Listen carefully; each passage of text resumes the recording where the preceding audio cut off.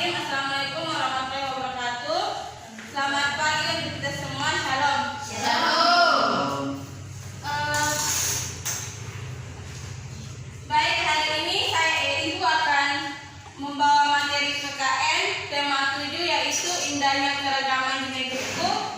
Subtema 1 keragaman suku bangsa dan agama pembelajaran 3. Nah, sebelum kita masuk dalam materi, Ibu akan menyampaikan tujuan pembelajaran kita di hari ini. Yang pertama, setelah mendengarkan penjelasan guru, siswa mampu mengenal keadaan pulau-pulau di Indonesia dengan benar.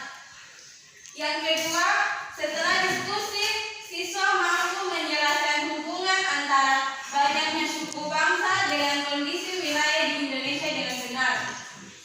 Yang ketiga, setelah membaca teks faktor penyebab keragaman masyarakat di Indonesia, siswa mampu menulis informasi baru yang terdapat dalam teks dengan tepat. Dan yang terakhir, setelah melakukan permainan memasang gambar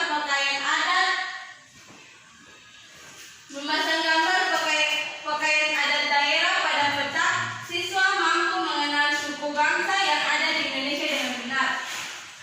Nah, jadi di sini Ibu minta kalian memperhatikan. Sebelum kita masuk dalam materi, Ibu mohon kalian memperhatikan materi karena sebentar ada diskusi dan permainan. Selain buku catatan dan pena di atas meja, yang lain daripada itu masukkan dalam tas lalu turunkan di bawah. Sudah?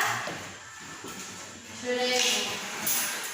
Materi yang Ibu bawa hari ini, yang pertama mengenal pulau-pulau yang ada di Indonesia. Di sini ada peta Indonesia. Peta Indonesia ini terdapat banyak pulau ya. Ada Pulau Sumatera, Pulau Kalimantan, Sulawesi, Papua, dan sebagainya. Ada yang tahu pulau yang terbesar di Indonesia itu pulau apa saja? Ada yang bisa? Ya, Papua. Terus apa lagi? Kalimantan, Ibu. Ya, betul. Terus apa lagi? Kalimantan Tengah, Ibu. Iya, jadi pulau-pulau yang terbesar di Indonesia itu ada 5 pulau. Yang pertama Pulau Sumatera, Kalimantan, Jawa, Sulawesi, dan Papua. Nah, yang kedua faktor penyebab keragaman masyarakat Indonesia. Di sini ada beberapa faktor. Di Indonesia terdapat banyak keragaman, misalnya suku bangsa, bahasa, agama, budaya.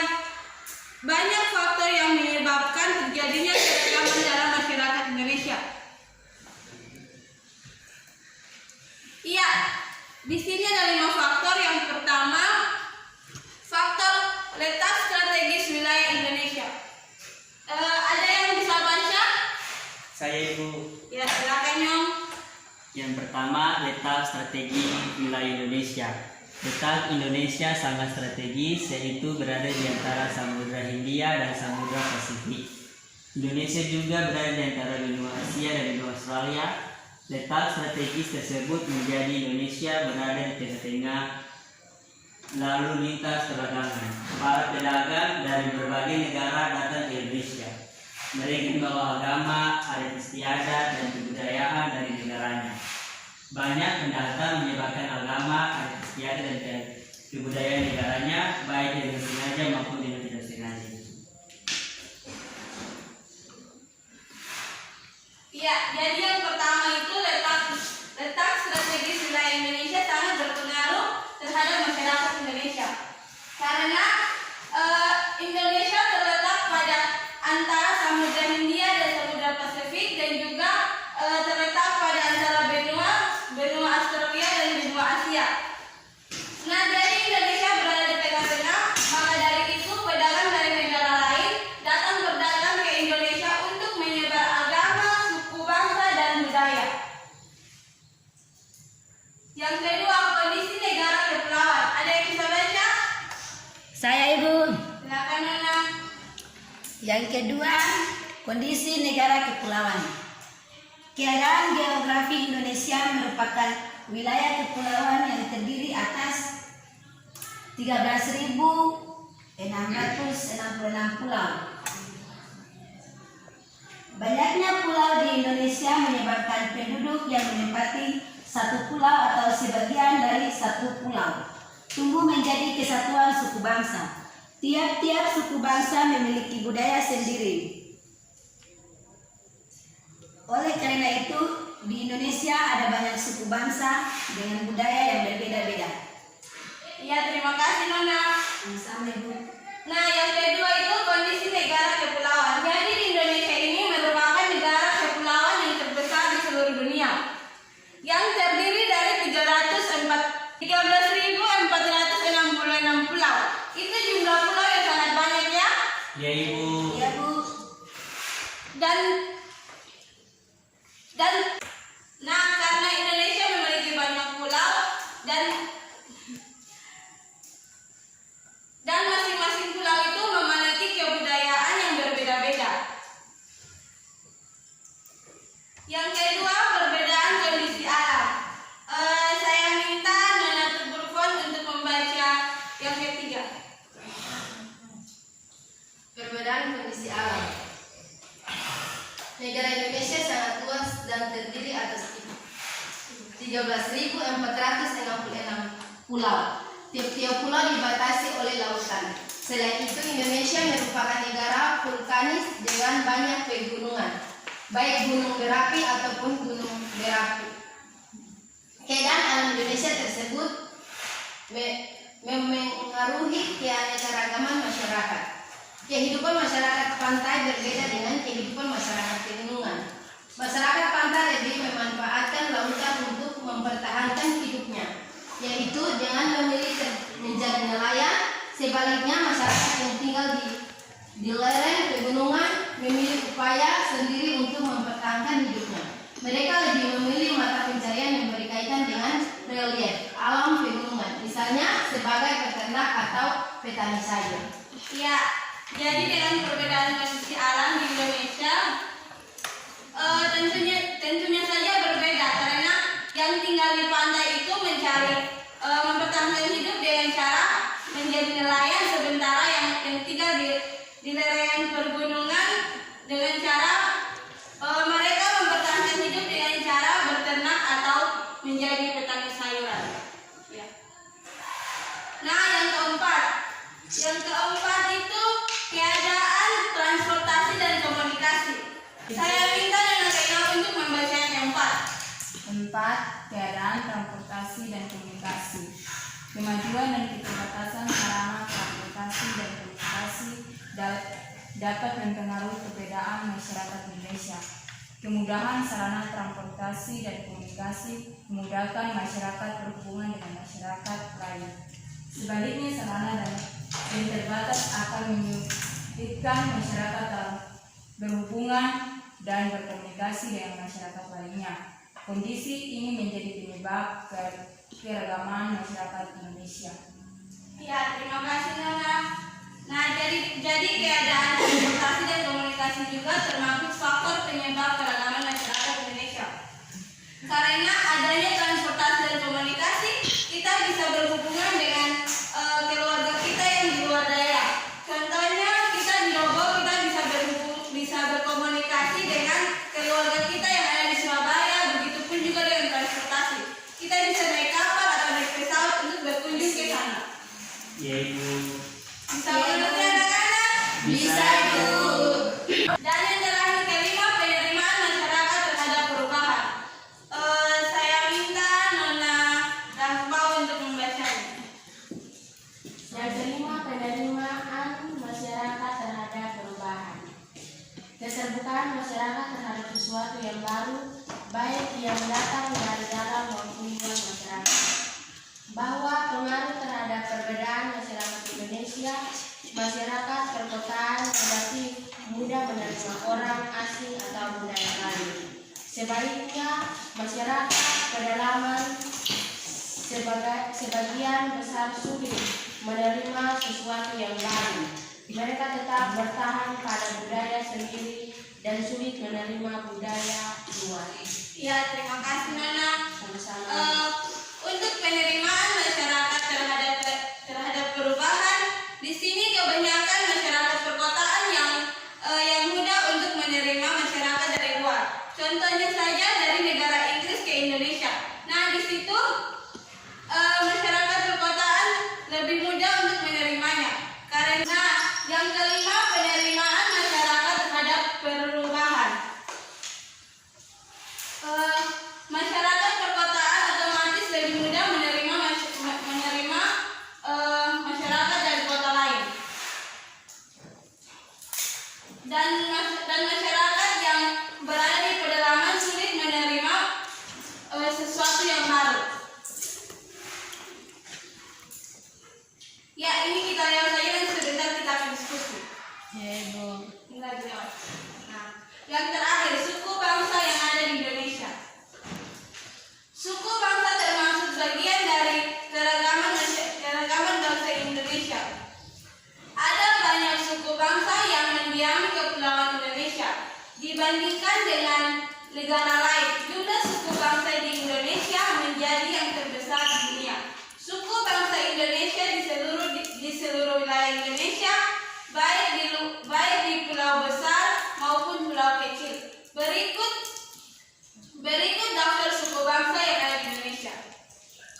Ya, jadi ini suku bangsa yang ada di Indonesia. Jadi di Indonesia ini ada 34 provinsi, yaitu ada Provinsi Aceh, Provinsi Sumatera, Provinsi Jawa Tengah, dan Provinsi Jambi, dan sebanyak lagi. Jadi masing-masing provinsi ini memiliki suku bangsa yang berbeda-beda. Dan Provinsi Aceh memiliki suku bangsa Aceh, Alas, Gayo, Gayo Lut, dan masih banyak lagi. Dan Provinsi Sumatera Utara memiliki suku bangsa Batak Angkola, Batak Kora, dan masih banyak lagi. Dan Provinsi Jawa Tengah memiliki suku bangsa yaitu Jawa dan Jambi. Jawa dan Sami. Provinsi Jambi memiliki suku bangsa Anak, Dalam, Jambi, dan masih banyak lagi.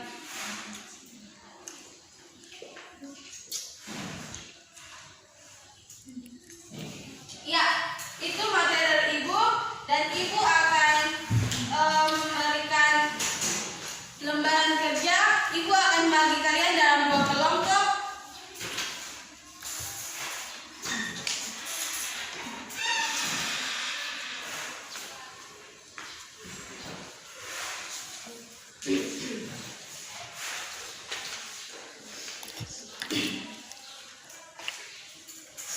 Sudah bisa lihat kertasnya? Sudah Ibu. Iya, yang pertama, pertanyaan yang pertama yaitu di mana pulau kalian tinggal? Yang kedua, banyak atau sedikit pulau-pulau di Indonesia? Yang ketiga, menurut kamu bagaimana jarak dari pulau satu ke pulau yang lain, jauh atau dekat? Bagaimana kondisi alam setiap daerah di Indonesia? Samakah kondisi penduduk di seluruh wilayah Indonesia? Nah, Ibu berikan waktu 15 menit untuk kalian menjawabnya.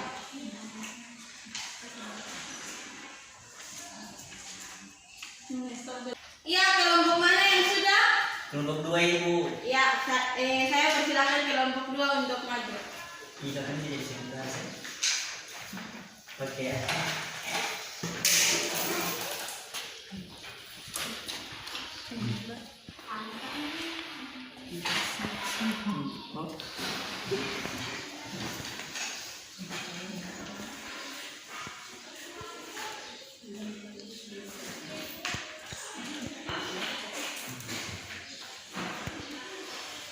Baik, terima kasih. Di sini kami akan mempresentasikan hasil kerja kami.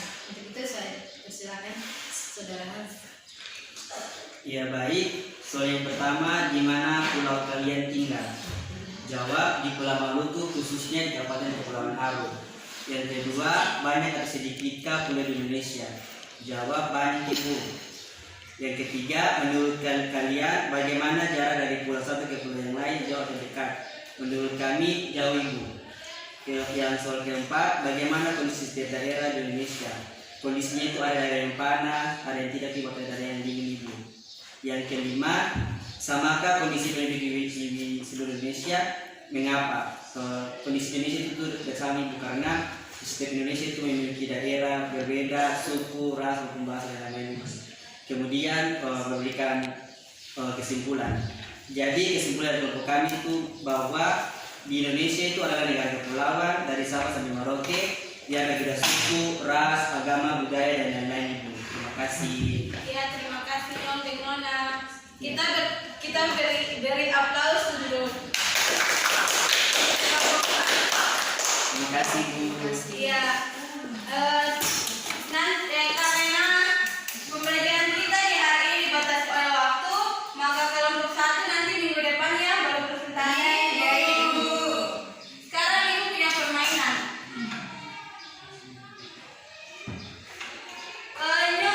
Nyong bisa maju ke depan untuk memegang peta ini Bisa Ibu. karena tidak ada papan tulis ini. Ya, sekarang Ibu akan tunjuk masing-masing orang untuk maju ke depan.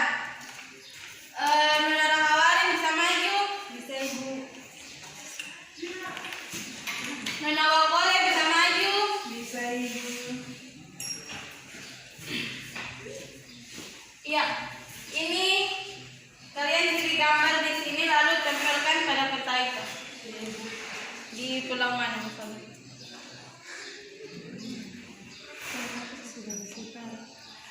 Ya, cari di peta itu lalu tempelkan.